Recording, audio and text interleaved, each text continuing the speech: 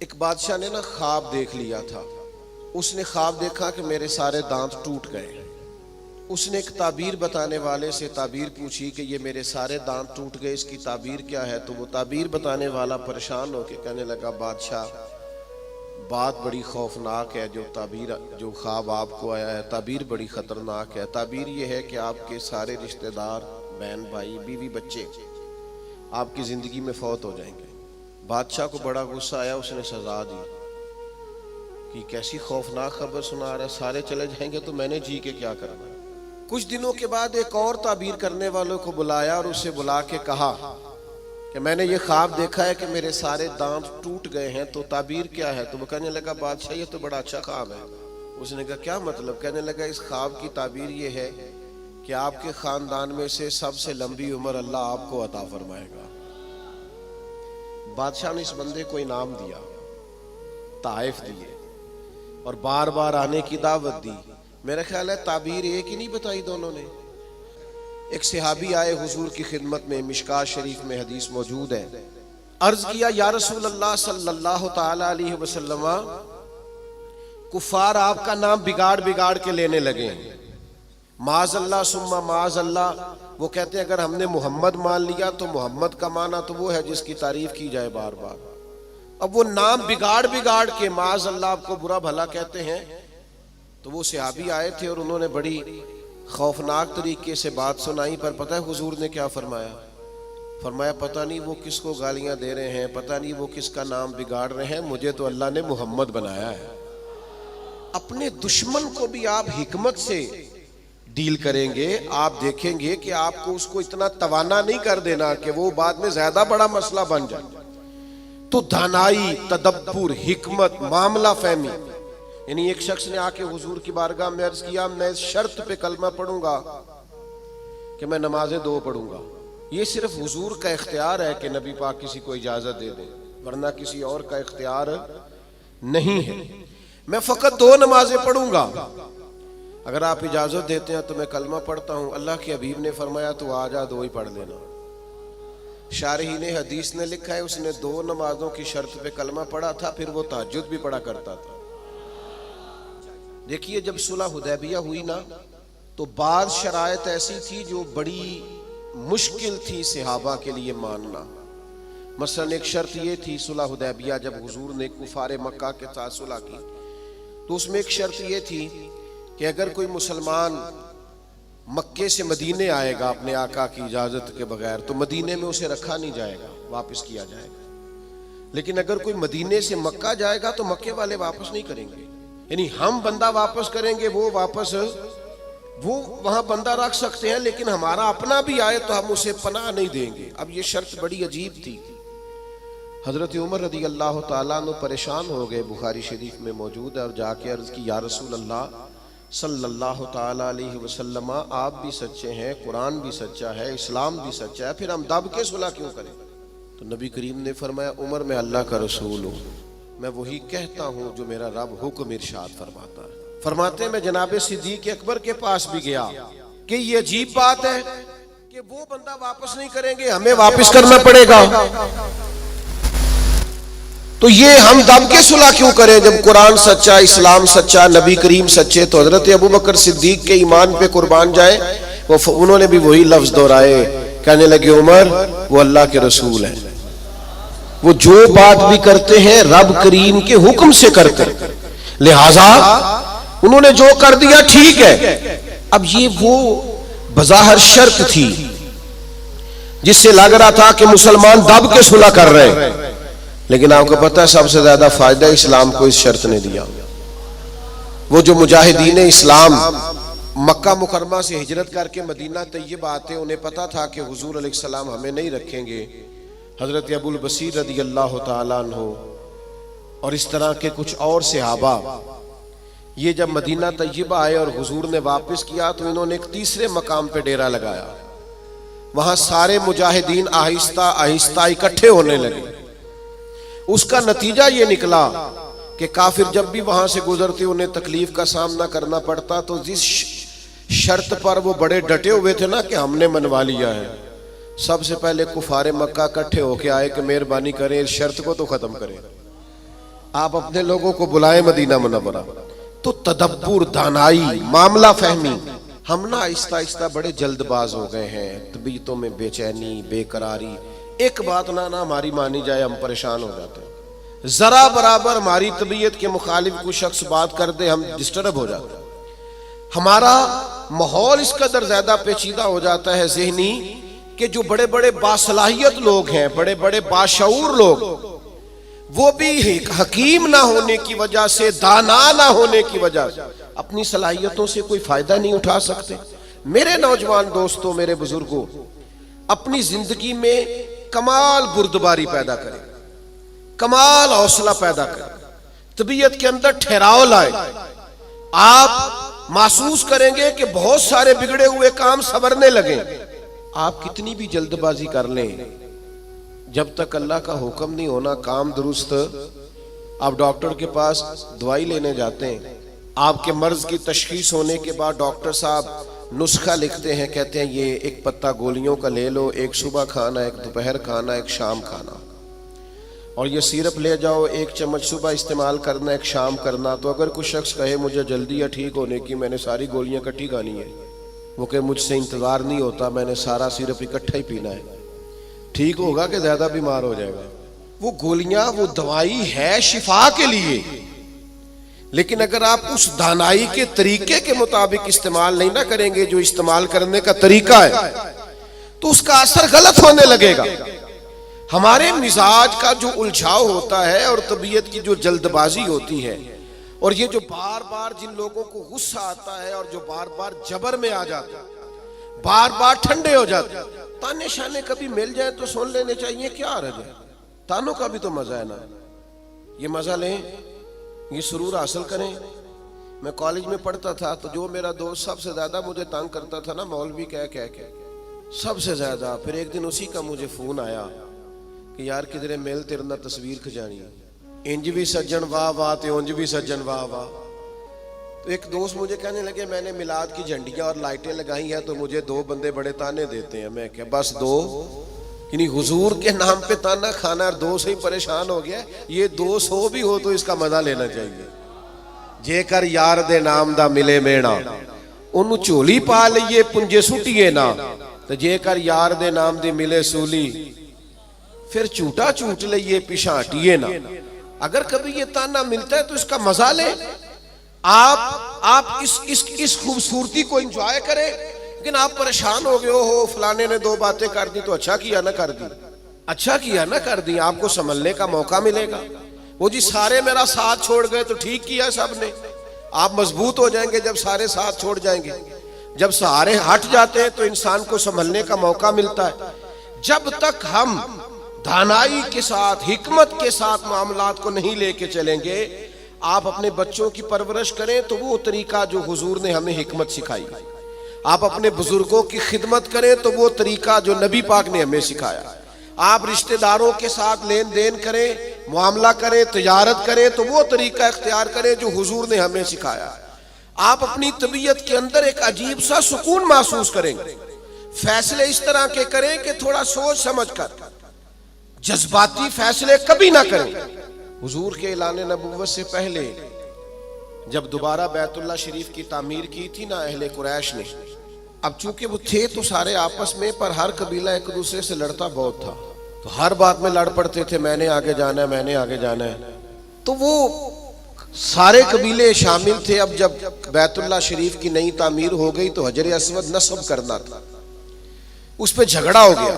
ایک قبیلہ کہتا ہے میں نے نصب کرنا ہے، دوسرا کہتا ہے میں نے نصب کرنا ہے، تیسرا کہتا ہے میں نے کرنا ہے. اور کچھ تو ایسے تھے جنہوں نے پیالے میں خون ڈال کے بیچ میں ہاتھ رکھ کے قسمیں بھی اٹھا لی کہ اگر ہم نہیں کریں گے تو کرنے بھی نہیں دیں گے، فساد ہوگا. پھر طے ہوا کہ جو صبح سب سے پہلے حرم کعبہ میں داخل ہوگا اس سے فیصلہ کرائیں گے. کمال کی بات یہ کہ سب سے پہلے حرم کعبہ میں رسول رحمت تشریف لائے. اسیر دشمن کی چاہ میں بھی، مخالفوں کی نگاہ میں بھی، امی ہے، صادق ہے، معتبر ہے، میرا پیمبر عظیم تر ہے. انہوں نے کہا یہ تو صادق اور امین آ گئے. انہوں نے کہا جی یہ ہمارا فیصلہ کر دیں کہ حجر اسود کس قبیلے نے نصب کرنا ہے. تو نبی کریم علیہ السلام نے فرمایا کر دیتے ہیں نا. سرکار نے چادر بچھائی، حجر اسود اس میں رکھا، فرمایا سارے قبیلے ایک ایک کونا پکڑ لو۔ وہ سب نے ایک ایک کونا پکڑ لیا۔ جب حجر اسود کے قریب گئے تو محبوب نے وہاں سے اٹھا کے حجر اسود والی جگہ پہ رکھا۔ اب چاروں طرف دیکھا تو سب کو یوں ہی لگ رہا تھا میں اٹھا کے لایا ہوں، میں اٹھا کے لایا ہوں، میں اٹھا۔ ہم تو اپنے بچوں کے بیچ لڑائی کرا دیتے ہیں یہ کہہ کہ اے میرا پتر زیادہ لے کے۔ ہم تو اپنے گھر کے اندر فساد، ناراض نہ آئیے گا مجھ سے، ہم فساد ڈلوا دیتے ہیں۔ یہ بندہ ٹھیک ہے، او خدا کے بندے سارے بیٹے ہیں، ساری اولاد ہی برابر کی، کسی نے پیسے زیادہ کما لیے کسی نے کم کما لیے، لیکن اپنا گھر نہ تباہ کریں۔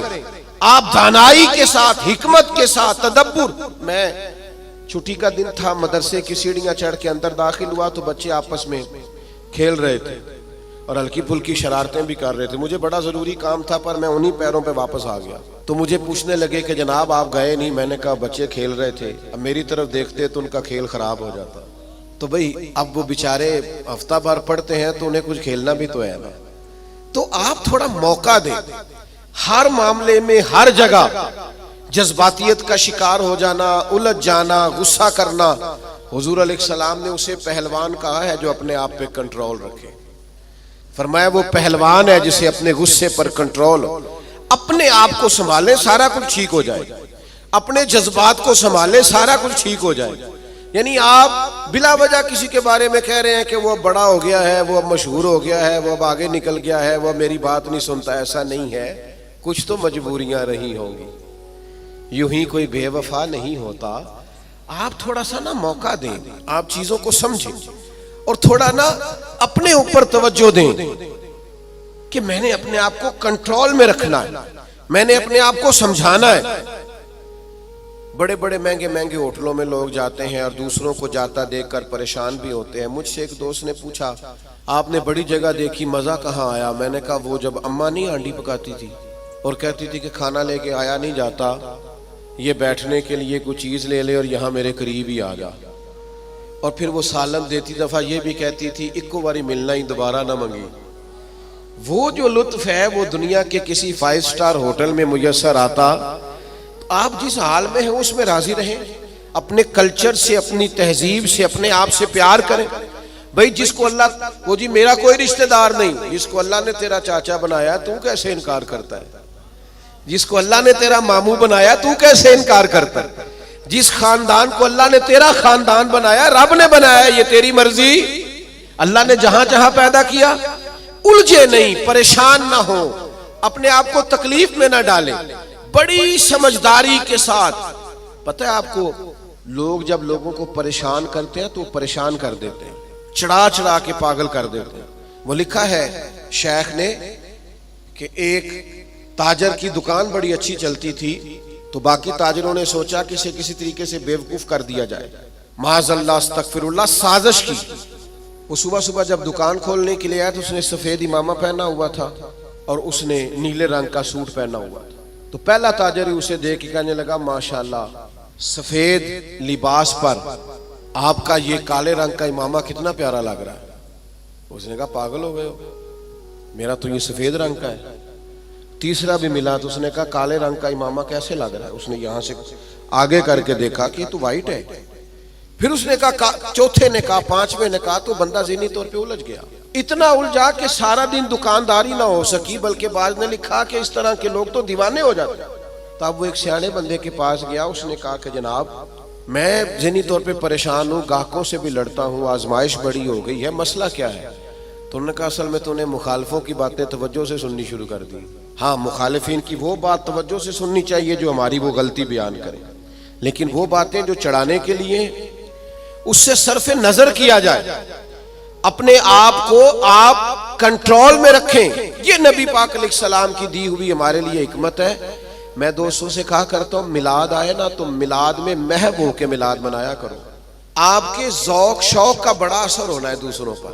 اب ساری زندگی دلیلیں پوچھتے رہنا ہے میلاد کی، اب عمر گزر گئی، اب تو طے ہے ساری چیزیں، اب تو صرف ذوق کی ضرورت ہے۔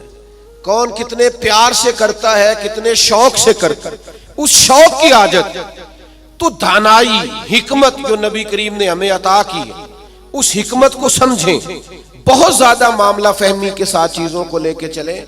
جب نبی پاک علیہ السلام نے مکہ مکرمہ پر حملہ فرمایا، فتح مکہ ہوا، تو حضرت سعد بن عبادہ رضی اللہ تعالیٰ عنہ کے پاس جھنڈا تھا. علم بردار تھے حضرت سعد بن عبادہ، جس کے پاس جھنڈا ہوتا تھا وہ سب سے آگے ہوتا تھا. تو حضرت سعد بن عبادہ سب سے آگے تھے اور قائد تھے. انہوں نے کوئی ایک ایسی بات کر دی جو پالیسی کے خلاف تھی، تو بعض لوگوں نے احتجاج کیا کہ ان سے جھنڈا لے لیا جائے. اب ان کی کوئی ایسی بڑی غلطی بھی نہیں تھی، بلکہ غلطی نہیں تھی سرے سے. جھنڈا ان سے واپس لینا پڑ گیا، لیکن بندے بڑے حساس تھے، دین کے لیے ان کی خدمات بہت زیادہ تھیں. ان کی زندگی کے اندر یہ خوبصورتی تھی کہ ہمیشہ وفادار رہے. وہ ان سے جھنڈا واپس لینا ہے. صحابہ نے عرض کی یا رسول اللہ اب کیا کریں گے، بندہ بھی بڑا حساس ہے اور موقع ایسا آ گیا ہے. تو نبی کریم نے فرمایا لے لیں گے جھنڈا، کچھ بھی نہیں ہوتا. یا رسول اللہ ایک شخص کو منصب سے ہٹانا ہے تو پریشان تو ہوگا نا. فرمایا کچھ بھی نہیں ہوگا. اب لوگوں نے دیکھا رسول پاک کی کمال حکمت کو، اب لوگوں نے دیکھا وہ میلاد والے محبوب کی دانائی، وہ تدبر، وہ کمال، وہ فراست، وہ علم، وہ بردباری، وہ چیزوں کو پوری گہرائی سے لینا. نبی کریم نے حضرت سعد بن عبادہ کو بلایا اور بلا کے فرمایا بھی میرا ارادہ بن کے آپ سے جھنڈا لے لیا جائے. تو عرض کی یا رسول اللہ صلی اللہ علیہ وسلم جیسے حکم، لیکن ساتھ ہی حضور فرمانے لگے بنا ارادہ یہ ہے کہ آپ سے لے لیا جائے اور آپ کے بیٹے کو دے دیا جائے. دنیا میں باپ سب سے زیادہ تب راضی ہوتا ہے جب وہ سمجھتا ہے میرا بیٹا برابر کا ہو گیا ہے، اب میری سیٹ پہ بیٹھ. جس بات سے انہوں نے ناراض ہونا تھا اسی بات سے وہ سب سے زیادہ راضی ہو گئے. یا رسول اللہ میرے بیٹے کو ملے گا. تو میرے عزیز معاملہ فہمی، تدبر، حکمت یہ نبی کریم نے ہمیں سکھائی ہے. آپ اپنے دوستوں کے درمیان، اپنے گھر کے درمیان، اپنے ماحول کے بیچ اس طرح کے دانا ہو جائیں کہ کبھی بھی آپ مایوسی نہ پھیلنے دیں. کوئی کمزور ہو رہا ہے، کوئی الجھ رہا ہے، کوئی غربت سے، بیماری سے، آزمائش سے پریشان ہے، تو آپ اس قدر دانائی کا مظاہرہ کریں کہ لوگوں کو سکون نصیب ہونا شروع ہو جائے. لوگ وہاں سے نکلنا، ہمارے بزرگ فرمایا کرتے کہ اگر تم سے کوئی تلخ بولتا ہے نا تو یہ نہ کہا کرو متکبر بہت ہے، کہا کرو ہو سکتا ہے بیچارہ بڑا پریشان ہو سکتا ہے بیمار ہو سکتا ہے کہیں کمزوری آ گئی. جب تک آپ دانائی کے ساتھ چیزوں کو نہیں لیتے، حکمت کے ساتھ آپ معاملات کو نہیں دیکھتے، اتنی دیر تک چیزیں بہتر نہیں ہو سکتی.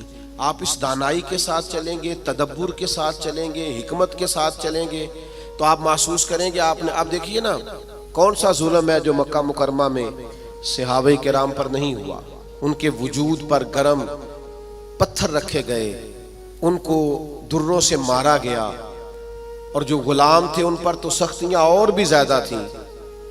لیکن آپ کو پتہ ہے یہ نبی پاک علیہ السلام کی حکمت کا کمال ہے کہ حضور نے ایک منٹ کے لیے بھی کسی کو مایوس نہیں ہونے دیا.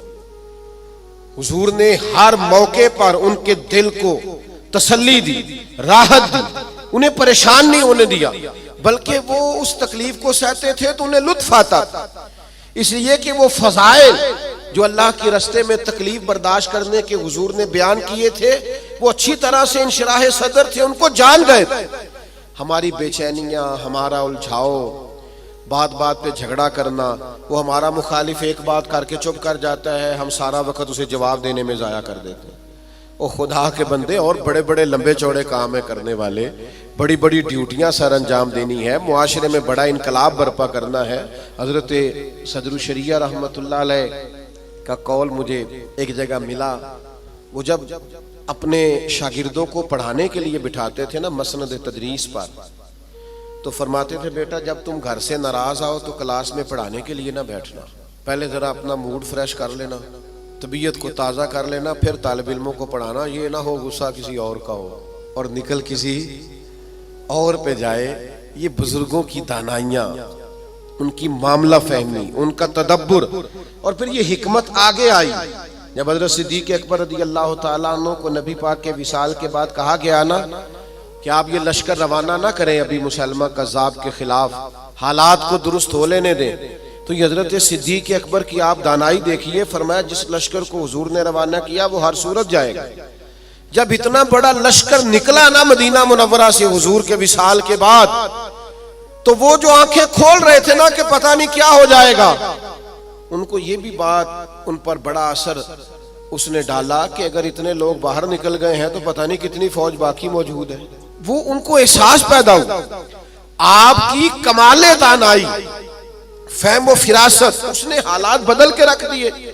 تو نبی پاک نے ہمیں علم سکھایا، حضور نے ہمیں حکمت سکھائی، نبی پاک صلی اللہ تعالی علیہ وسلم نے زندگی میں ٹھہراؤ لانے کے ہمیں طریقے بتلائے، نبی پاک علیہ السلام نے ہمیں بردبار کیا، لیکن ہم اس قدر زیادہ آزمائش کا شکار ہیں۔ آپ یقین کریں، بعض لوگ بول رہے ہوتے ہیں، سوال کر رہے ہوتے ہیں، غصے کا اظہار کر رہے ہوتے ہیں، تو دل کرتے ہیں ان سے کہا جائے کہ یہ آپ کی شخصیت سے میچ نہیں کر رہا، آپ کی جو اللہ تعالیٰ نے عظمت بنائی ہے اس کے ساتھ یہ چیز میچ نہیں ہو رہی۔ ہم جب تک معاملہ فہم نہیں ہوتے، جب تک سمجھدار نہیں ہوتے، ہمارے پاس تعلیم ہو، ہنر ہو، ہم کر کچھ نہیں سکیں گے۔ آپ ذرا چیزوں کو لیں، ذرا تھوڑا سا ان کو موقع دیں۔ ذرا میں کسی شخص سے آپ کی بحث ہو جائے نا، تو اس نے 4 باتیں کی، آپ نے 6 کر دی، پھر وہ 10 کر دے گا، پھر آپ کو 12 کرنی پڑیں گی۔ آپ جیت سکتے ہیں؟ اس کا بہترین حل پتہ کیا ہے؟ وہ باتیں کرے، آپ ذرا چپ کر دیں۔ وہ 2 کرے گا، 4 کرے گا، 6 کرے گا، آخر میں کہے گا تو مینوں پاگل سمجھنا ہے۔ تو جواب دے کہ کسی کو پاگل نہیں کیا جا سکتا، چپ رہ کے دوسرے کو پاگل بھی کیا جا سکتا ہے۔ اللہ معاف فرمائے، معاذ اللہ۔ تو کبھی کبھی اپنی زندگی کے اندر خاموشی بھی بہت بڑا طوفان ہوتی ہے۔ فٹافٹ پر وہ بہت سارے لوگ ہیں، وہ کہتے ہیں جی میں اتنے اچھے اچھے کام کرتا ہوں تو دیکھیں لوگ توجہ نہیں کرتے، تو میں کہتا ہوں لوگوں کے لیے کرتے ہو تو پھر لے لو داد، اور اگر اللہ کے لیے کرتے ہو تو پھر اس کا تو پتہ صبح قیامت چلے گا۔